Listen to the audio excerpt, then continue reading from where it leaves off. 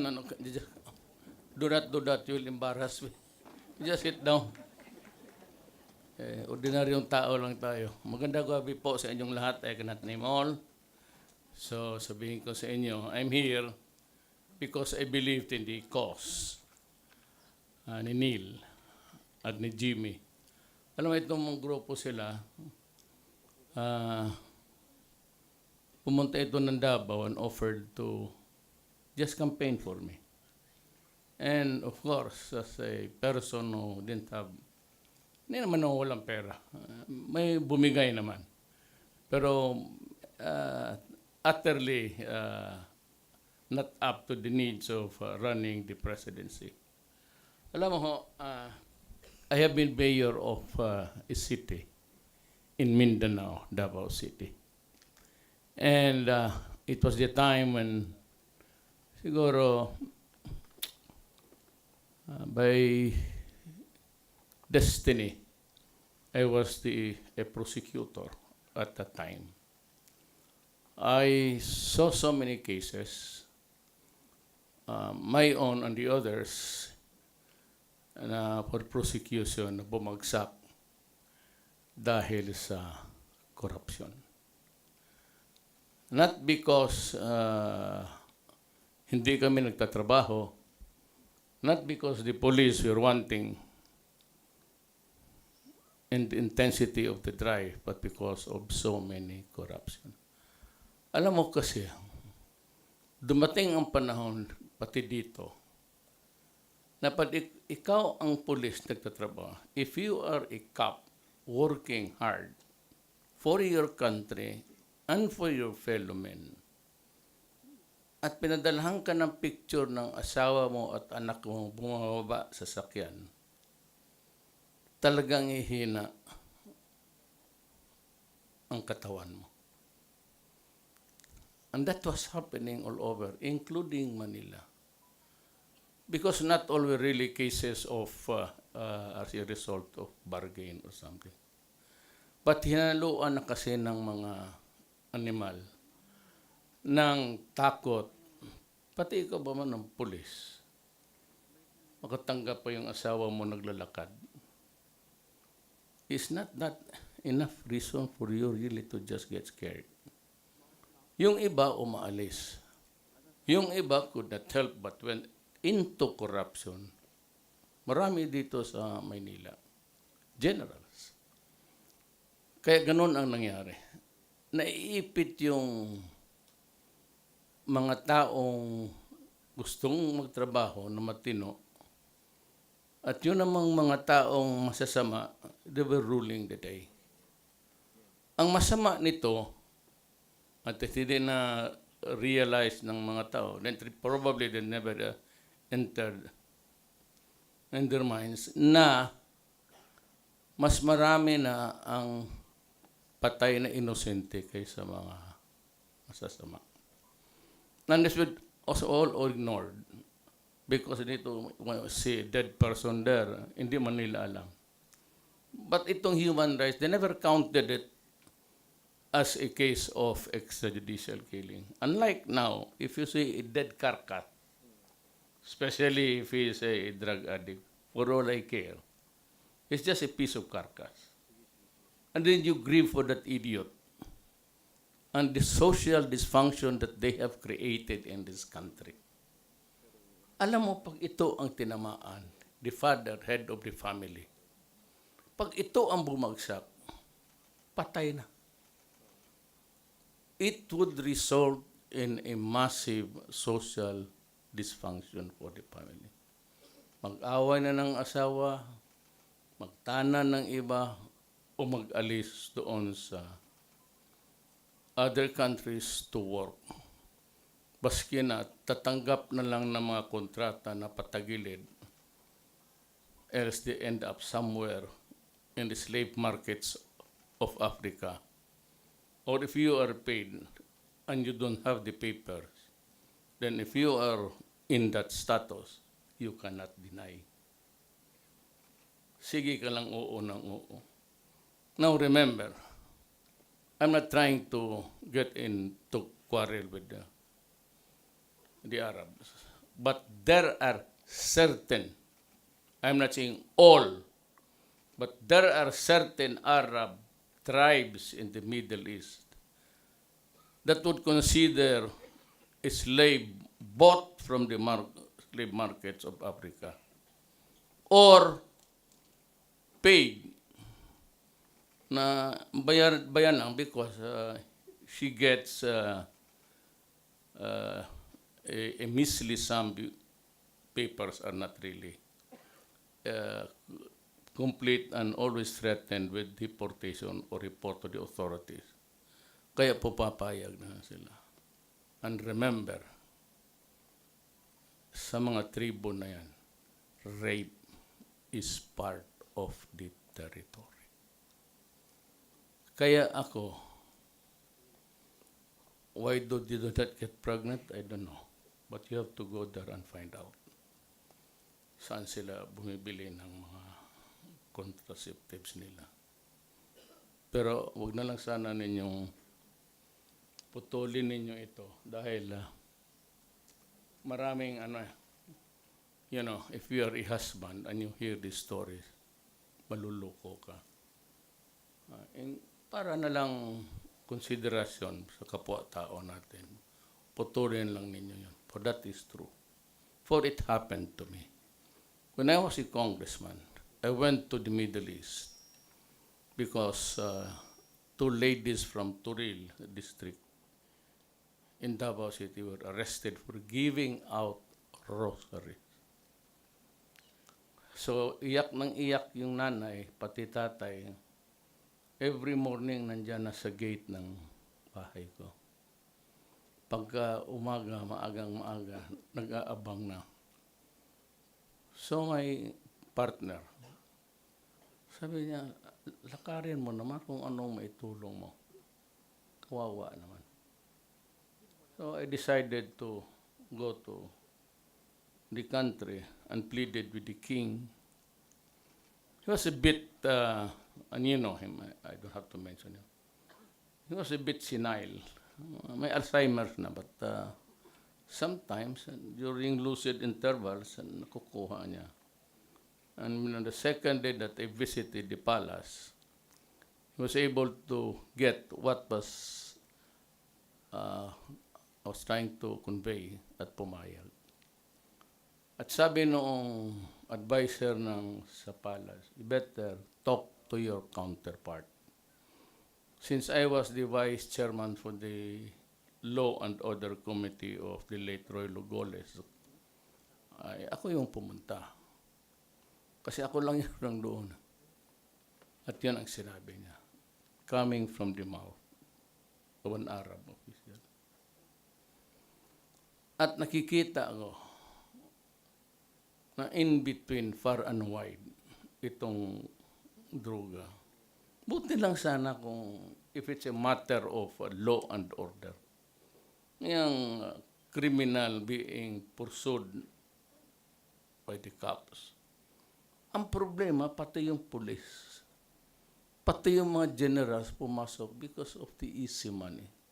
And you can't believe that sa stature nila, while not yet being caught, parang popular sila. They were, there was a sort of an adoration for them. And to think that when I won, I brought along Bato. Because Bato was my chief of police for the longest time.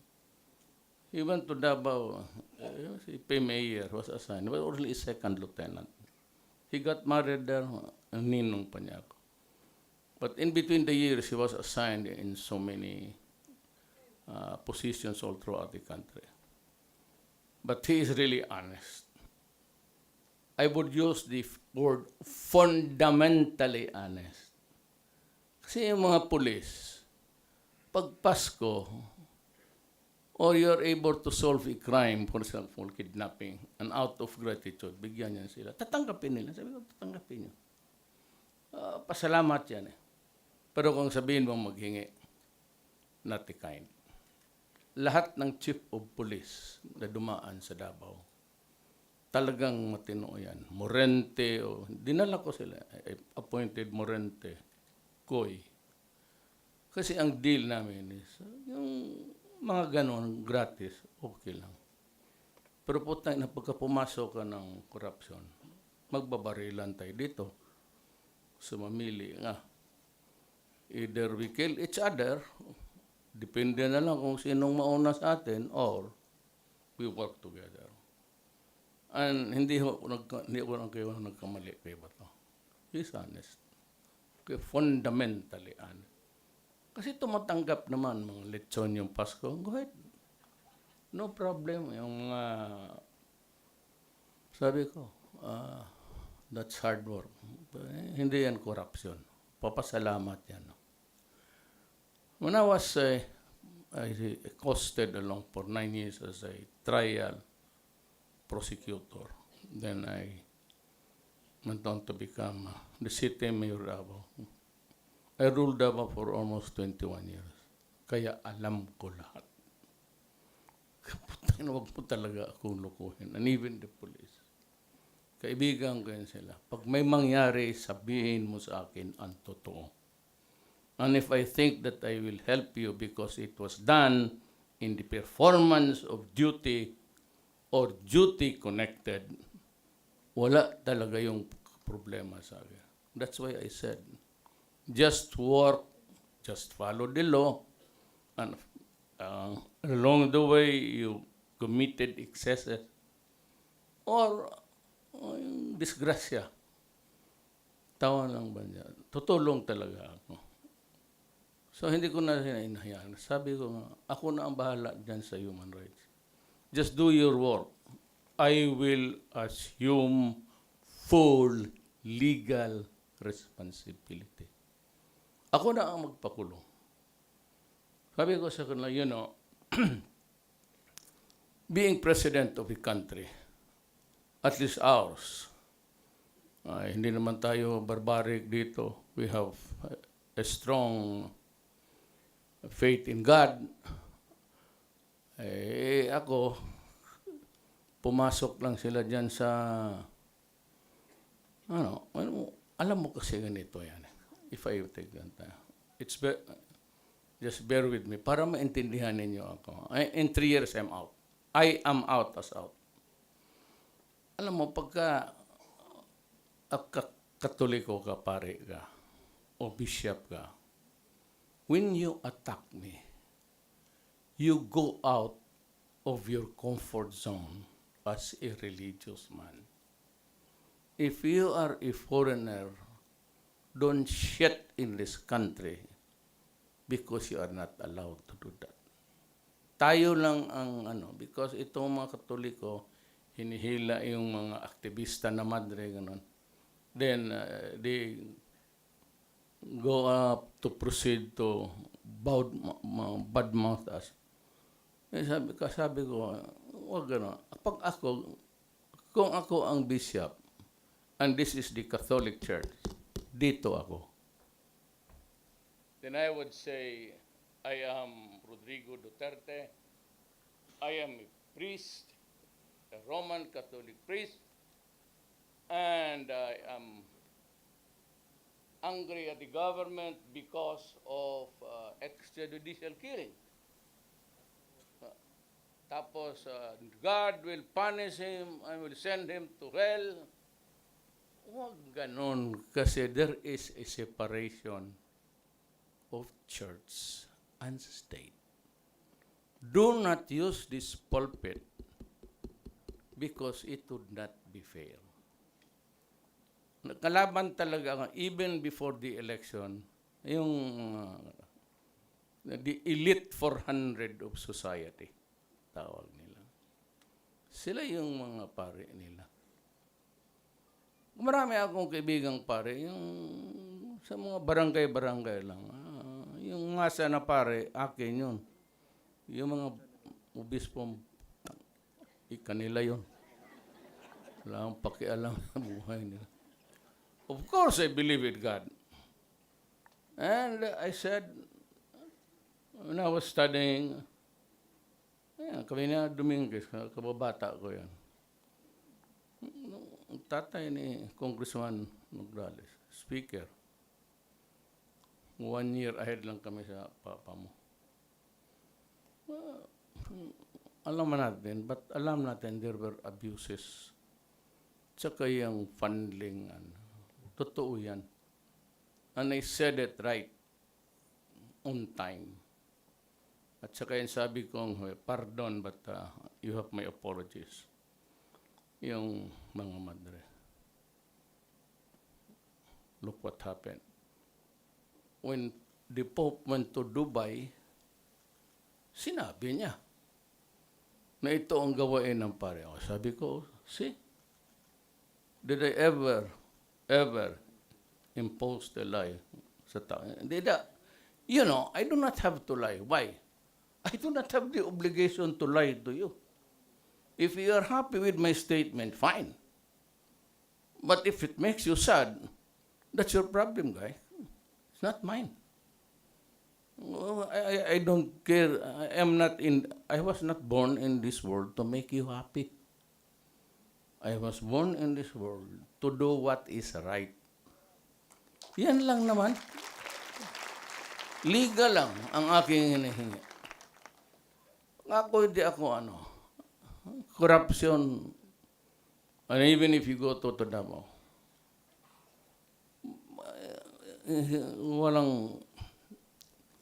you can accuse me of everything except yung tanginang corruption.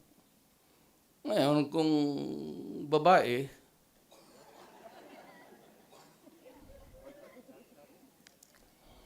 gusto ko nga tumingin doon ng direksyon nito. Baka somebody might get offended, you're staring at my wife, God damn it. So, gano'n na lang. But let it not be said that I did not recognize your beauty, girls. Pero pag nabiyuda kayo, pwede naman niyo akong tawagan.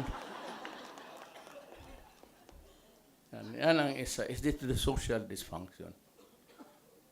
Kaya ako nung election, I did not promise you anything. Probably you never also went to any of my meeting because I thought, everybody thought, and I was, pati ako na nadala, that some say that na walang nagbigay ng contribution because I did not have a party.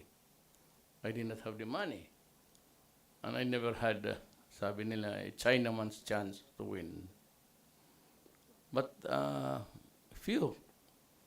Ang mga his father, Subiri, father and son, si Angel Amante ng Agusan, but that was it had a history of, everybody has a history. Basta history yun.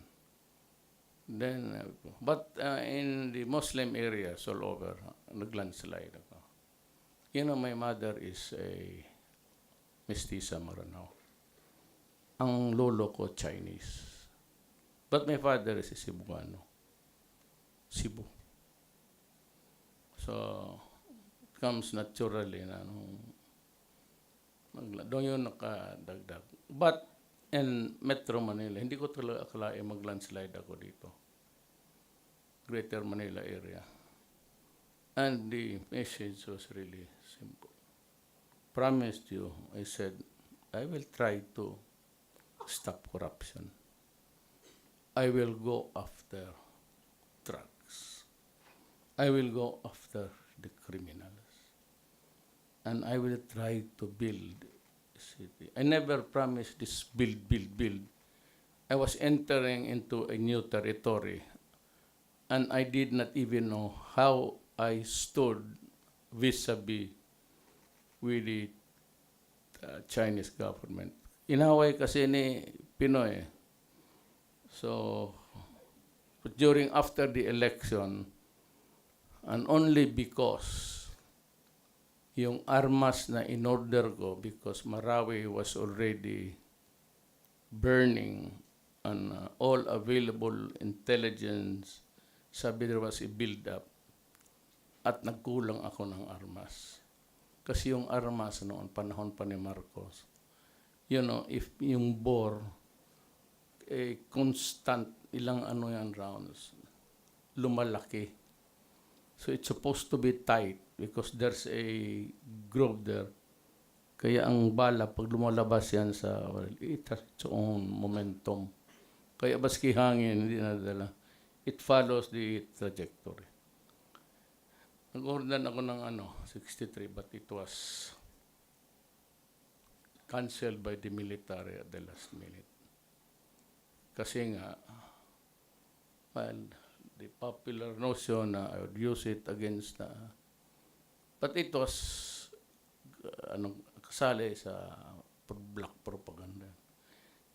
Sa totoo lang, whether you believe it or not, I have yet to kill an innocent man. If I buy to you drugs, then I go back in the evening to buy another pack. Then I go back tomorrow. I buy again. And I buy for the second or third time. Kung hindi kita patayin, ang tingin mo sa akin, di loko-loko ako. Ilang beses ba ako magbili sa iyo para maprangka ako kayo lahat. Sinabi ko sa inyo, in Davao, when I became mayor. Kasi nga fiscal ako, and I told you the sad story of what happened. Sinabi ko, do not destroy my city. I'm going to build a comfortable city. I will return to you your streets, your alleys. I will return to you the parks, and you can go out every night. And I told the police, send your wife and your beautiful daughter outside. Let them roam the streets, anywhere. And if they come home alive, happy, smiling, unbridled, undisturbed, unmolested, yun ang gusto kong syudad para sa atin. And I told them, do not destroy yung syudad ko kasi papatayin kita. So when I became president, sinabi ko yan. Hindi lang kasi nagkikinig itong mga gunggong sa Maynila, pati yung mga pulis, kasi akala nila nagbibiro ako. I'm a joker, but sa lugar, hindi naman lahat ng panahon, puro na lang tawa. Told everybody dito, I will kill you if you destroy my country, period. I don't give a shit about human rights. Human rights, makita mo isa, dalawa, then you grieve, then yung pare, pati madre na, and think about what they have done to the Filipino people and to my country. Kasi pag ito nahulog sa bisyo, maghanap ito ng isa to support his habit and his habit. And will get another one to sustain his habit, and so on and so forth. Ganun ang contamination. Kaya umabot si Bato ng 1.6, the figures was 1.6 million. Huwag na lang yung 6. Ako, presidente ng Pilipinas. 1 million of my fellow men whom I serve are slaves to a drug called shabu. They do nothing but roam the streets to look for their fix when the monkey rides on the back. Gaganon-ganon yan. Ang pagwala, magnakaw, magpatay. Hindi silang balik kung mamatay. Putang ina, okay sa kanila. They deserve it. Pero kung isang buntis, kalalabas sila ng convenience store, o pasukin mo ang bahay, or wait teller ng bangko, hindi marinig sa labas kasi ang lakas ng ulan. And she was knocking the door of the house. At tatay, ang nanay lang niya, puro matanda. Siyempre, bungol na rin yan, kagaya ko. Pero pagka, ako hindi masyadong pagka yung magsigaw ka, pero kung mag-whisper ang babae, marinig ko. Tapos tabihan mo lang, rapin ninyo, sunugin ninyong katawan. Saan ang standard na justice ng human rights? Saan ito po? So what's the essence of going to confession? Sinners and religious people alike. Nawawala yung essence ng... Kaya ako naniniwala ako ng Diyos. Puro religion. God. Ayaw ko lang mag-iskandalo. But if you really want me to... Ano ginawa sa amin nung first year, second year kami? Lalo na yan si Dominguez kay Tisoy. Ang finance secretary ko. Kababata ko yan.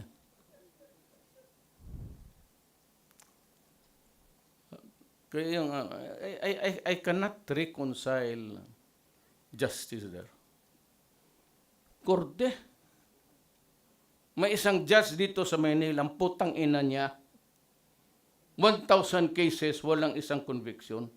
Nagreklamo yun sila, police, sila.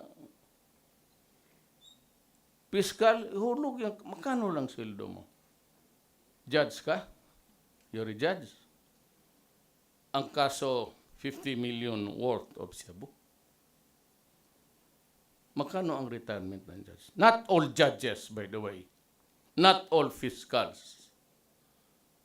Pero, you retire about, you get 15, 20. O kung bigyan ka ng 50 million.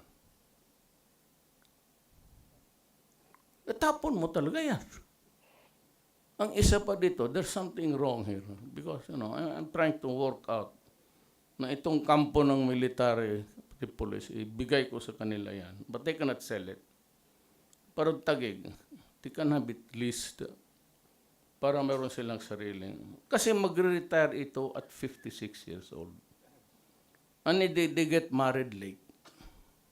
Karamihan sa kanilang police, dalawa, isa ang anak lang. They cannot afford. Kasi pag-retire nila at 56, yung mga anak nila, yung iba, nasa high school pa. What's the average retirement? Palagay mo na, si Bato nagyabang 11 million. General siya eh. About ito mga patro. Mga sarinto. Saan nila kunin yung pang-araw-araw? 56 until you die? How about the children? About the schooling ng mga bata? Kaya hindi lang nila alam gaano sakit ng ulo ko. Trying to figure out how to come up with balancing. That's why I thought of giving the whole of giving half of Aguinaldo. Malaki man yan. Di man kailangan niya malaking kampo nila. Doon sila bukid. Tarsundalo kayo. Di parintahan nila yan, like Taguig. So, mag-boom. But Sunny Dominguez is very strict. Gusto ko sana nang ibigay diretso. Sabi niya, does not want it. Kasi sabi niya, it's not good for him. Alam mo kasi ito si Sunny Dominguez, ang father-in-law niya, yung Andrews Air Base ng Zamboanga. Si Mol is daughter of a military. Yung Andrews Airport. Kaya marunong yan si Sunny. He knows what she's doing. Yan ang ano ko. Yung patayin yung nanay na bulag, rapin mo yung lola bulag, yung nanay, pati yung 1-year-old na bata, pakialaman mo. Tusukin mo pa sa dibdib. Ano? Ang iba, nung piskal ako, mag-rape ka, nakawan mo, tapos patayin mo pa. Maswerte ka kung andoon ka sa ibang piskal. Kung dito ka sa akin,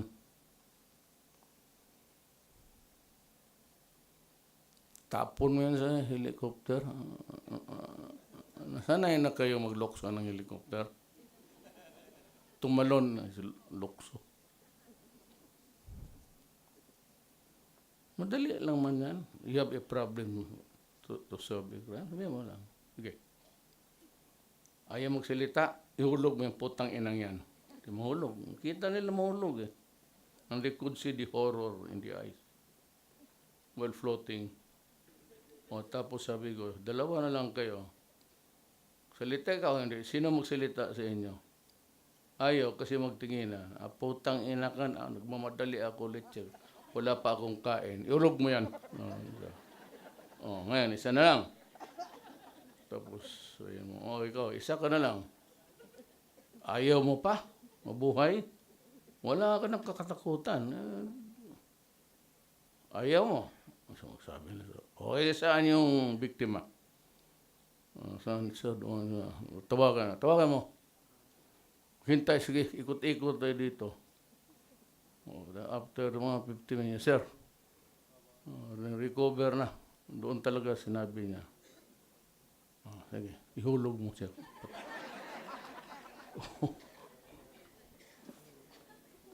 Kayong mga kriminal, gano'n. Iyon,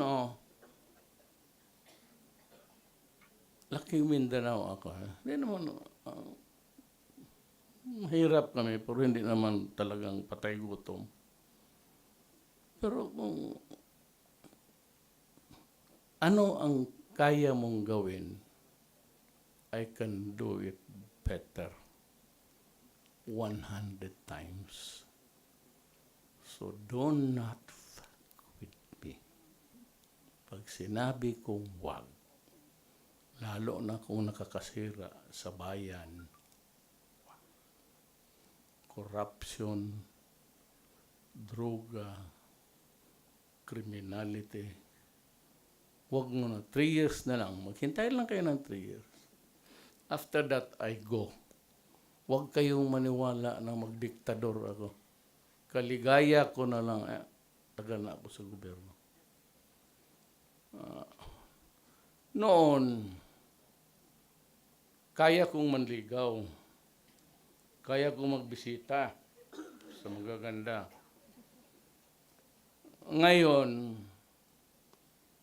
pwede ako magbisita may kotse, hindi magbus. Pwede ako magregalo ng mga perfume. Pero ngayon, hanggang tingin na lang rin ako. Ganon ang universal justice. Kaya yung bakit ganon, how unfair could it be to the criminals and to your victims? Sa amin nangyayari yan. Even how good we are, there is always a time. A time, ang favorite ko atong Ecclesiastes 3. And if you have a problem, you just read that. Because there is always a time. Sabi ko, putang ina. Bakit ngayon pa ako nakakaroon ng kotse? Hindi naman ako napansin. 74 years old. Kung hindi yang kaya itong Pfizer putang inang to. Yumaman talaga to. You can just imagine how many are. But you intersperse it with chalice. Huwag masyadong sakit sa ulo yan. Sinong taga sa pharmaceutical dito? Ganon ang buhay. Hindi talaga magtukma. That you are young and you have money, madali ka. There you mamatay, early cancer because you drink, walang mayaman dito na abusado na dumating ng 71. Hanggang dyan, mga 42 nga, by that time, cirrhosis of the liver, cancer. Tayo, kasi wala. Pagdating ng panahon, wala pa rin. Malayo ang tingin. Salamat po.